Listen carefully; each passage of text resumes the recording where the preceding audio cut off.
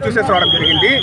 ఇక మూవీ గురించి చెప్పాలంటే ఇప్పుడు ఒకటే చెప్తున్నాను నేను, హనుమాన్ మీరు టీజర్ చూసిన తర్వాత కావచ్చు, ట్రైలర్ చూసిన తర్వాత కావచ్చు, ఏ విధంగా ఎక్స్పెక్టేషన్స్ మీరు పెట్టుకుంటారో, ఎలాంటి బస్సు క్రియేట్ చేసిందో డెఫినెట్లీ ఎక్స్పెక్టేషన్స్కి అయితే మీట్ అయిందనమాట.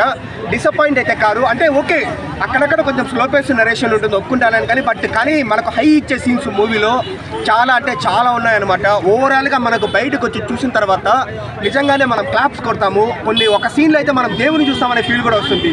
ఆ క్లైమాక్స్ సీన్లో కావచ్చు, మనకు క్లైమాక్స్ ముందు కూడా ఒక సీన్ వస్తుంది అనమాట. ప్రీ క్లైమాక్స్లో సముద్రకని గారు వచ్చేసి ఎలివేషన్ ఇస్తారు. ఇప్పుడు మనకి ఎట్లా అనుపమ్ ఖేర్ గారు కార్తికేయ 2 మూవీలో కృష్ణుడి గురించి ఎలివేషన్ ఇస్తారు కదా, అదేవిధంగా ఈ మూవీలో సముద్రకని గారు వచ్చేసి హనుమంతుడి గురించి ఎలివేషన్ ఇస్తారు. ఆ సీన్ కావచ్చు, ఇంటర్వెల్ బ్యాక్ సీన్ కావచ్చు, అండర్ వాటర్ సీక్వెన్సెస్ కావచ్చు, అంతా బాగా వర్కౌట్ అయింది. సో హ్యాపీగా ప్రతి ఒక్కరు బ్రో, ఏ వయసులో వాళ్ళైనా సరే, చిన్న పిల్లల నుంచి పెద్దవాళ్ళ వరకు హ్యాపీగా వచ్చి, ఎందుకంటే ఇది వచ్చేసి ఒక సూపర్ మ్యాను, ఇది ఒక రెగ్యులర్ కమర్షియల్ మూవీ, లేకపోతే ఒక బ్యాట్మ్యాను, ఈ DC మార్వెల్ కాదనమాట.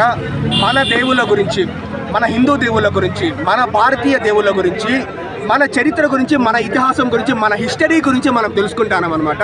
సో కాబట్టి పిల్లలందరికీ కావచ్చు, ఎవరికైనా కావచ్చు, ప్రశాంత్ వర్మ ఇంకా మంచి వివరంగా బాగా తెలిపినాడు. సో హ్యాపీగా వచ్చి చూడొచ్చు. So first half second half ఇలా డివైడ్ చేస్తే ఎలా అనిపించింది? బాగానే ఉంది. ఫస్ట్ హాఫ్లోనూ కొంచెం స్లో పేస్ నరేషన్ ఉంటుంది, సెకండ్ హాఫ్లోనూ లైట్గా స్లో పేస్ నరేషన్ ఉంటుంది. ఈ మధ్య వచ్చే మూవీస్లో స్లో పేస్ నరేషన్ లేకుండా ఉండడం లేదు. కాకపోతే మనం ఓవరాల్గా మనం చూసేసరికి మనకు 2 హాఫ్స్ బాగా మంచిగా నచ్చుతుంది అనమాట.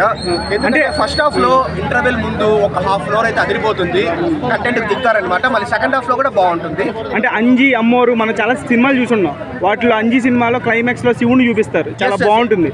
ఆ ఫీల్ కలిగిందా?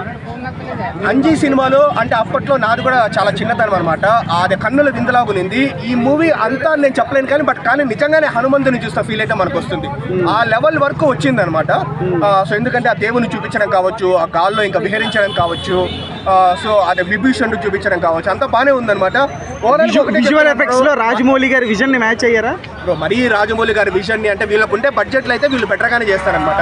మనకి ఈ మూవీ చూసేటప్పుడు ఒక 40 CR 30 CR లాగా లేకుండా ఒక 90 CR లాగా ఉందన్నమాట. బట్ స్టిల్ అంటే ఈ మూవీలో CGని వాడినది కూడా తక్కువే కదండి బ్రో. ఇప్పుడు బాహుబలిలో కావచ్చు, ఆదిపురులో కావచ్చు, చాలా ఉంటుంది. విఎఫ్ఎక్స్ ఫీల్ వస్తుందా? విఎఫ్ఎక్స్ ఫీల్ అయితే డెఫినెట్లీ వస్తుంది.